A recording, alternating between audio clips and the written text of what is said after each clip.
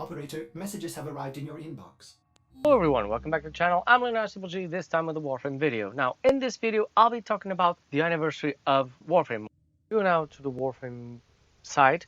There is a particular link that will take you to a page where you can log in and see all the data that you have collected over the years that you played Warframe. Now, I was very interested to do this, and I have a few things to share with you. First of all, I started playing Warframe in 2015, so I've been playing it for roughly 6 years now, which is kind of since it came out to PlayStation. Not exactly in the first year, but since it came out. I was really glad that I found Warframe. At the time, I didn't have anything to play. I wasn't hyped for any game that was coming out. So I went to the free-to-play section and I found Warframe. I still remember playing it and just being amazed by the quality that it had, by the depth that it had, and I really loved it. Loved it from day one. Now, talking about the stats. As you can see, in my first place is Loki. Now, before it was Loki, it was Limbo. Limbo was like my go-to frame. I could do everything with it around the game. And now it's Loki. I didn't use the previous Loki, the normal Loki, as much. I use Loki Prime because the original Loki was really weak. It was very weak. It was like a sponge. You know, take one hit and that's it. So I use Loki with a combination of Shade, the Sentinel Shade, to do most things in the game. Because, as you know, most things in the game is not exactly killing a lot of stuff. It's just getting from A to B and completing objectives. That's the real root of the game. Killing and, you know, blowing stuff up, that's the perk. Right after that comes Rhino. Rhino was, of course, the go-to frame for many people who are starting Warframe because it takes a lot more damage. It's a tank. Is the one that you can get, you know, pretty much in the beginning of the game. So, you know, if you're starting the game, you either have Rhino and Excalibur. Excalibur is actually pretty good to killing bosses, but, you know, if you're on long-term missions like survival or even defense and excavation, because if you stand in front of it, you kind of become that bullet magnet, it's better to have Rhino than any other frame. And of course, as you can see, Limbo is my third most used Warframe. It used to be my first one. You really need to understand the game and how it plays to have Limbo as one of your top 3. I'm not dissing on other Warframes or other people who prefer other Warframes. That's perfectly fine. But like I said with Loki, the game is more than just blowing stuff up. The game is about completing objectives. If you want to go fast from one place to another, completing objectives, plus Limbo has a high survivability rate and has a bubble, the Cataclysm that also protects objectives. So if you want to do defense or excavation, it's also very good. Mainly, it is a great frame, the best frame for mobile defense in my opinion. But yeah, these are my top 3 and I love them.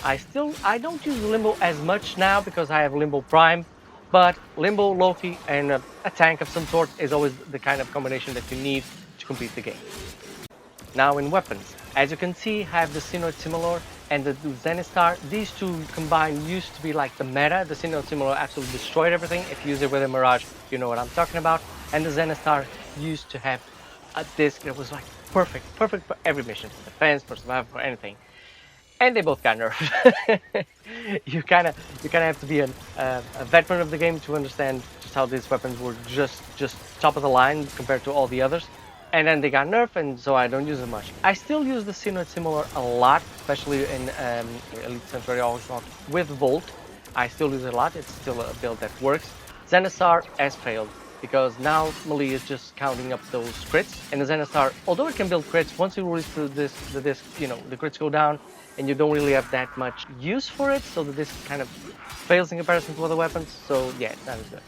But as you can see, my secondary is the Sonicor, and the Sonicor was absolutely great because it destroyed everything in the room. It's an impact weapon with a great area of effect, and you just blow up stuff up, and that's it. You know, if you want to go around just gathering resources and getting as much loot as you had from stashes, this is the weapon that I was using, and I used it quite a lot.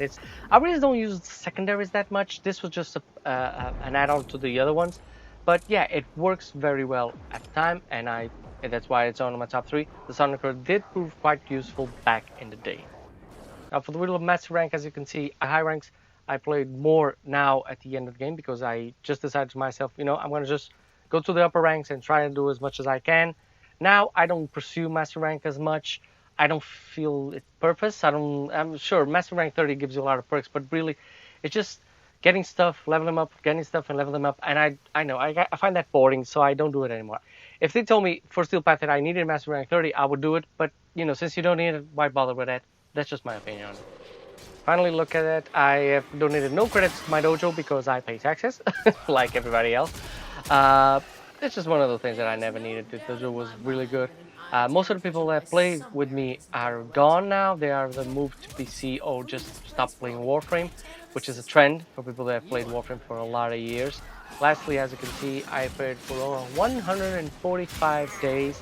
I have over 1,000, almost 1,300 something, 600 something logins. So yeah, I still enjoy the game, but not as much as before. I remember when I started playing the game, one thing I really enjoyed when I started playing the game was going into the void and doing extermination missions, because at the time when you finish extermination, there were just no enemies at all in the level, and I just went around looking around, you know, exploring the places, finding out where the secret stashes was, what secret rooms there might be.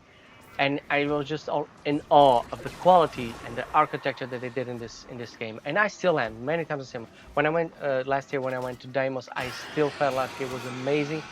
I felt that the collision between the routes and all that was a bit too much. They could have just cleaned that out a little bit so you can traverse faster. But you know, aesthetically, the game still pleases me a lot more than probably any other game that I've seen so far. So yeah, and I remember when I was at one of these times, I was in a void mission, and another player, I think I was Master Rank 6 and he was like Master Rank 12 or 14 or something above me.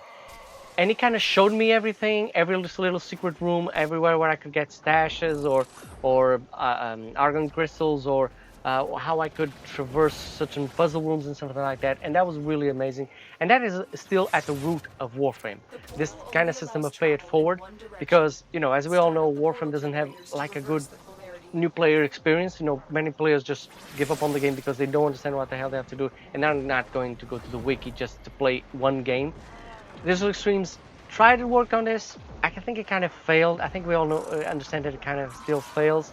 But this system of paying it forward, if you play and you help the new ones coming in, and those help others coming in, I think the system is still there, and it's still working. It still works. So yeah, I still have fond memories of Warframe.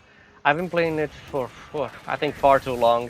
I'm not as addicted to it as I was before. I remember playing like, I don't know, 8 hours straight for like over the weekend. I don't do that anymore. I think it's turned to the experience. I think it destroys the experience that you have in the game, just overhyping everything and trying to get everything at once, which is like being this really avid eater. You know, it's like, in a way, it's like an obesity of gaming, and I don't find it healthy anymore. I didn't realize it wasn't healthy before.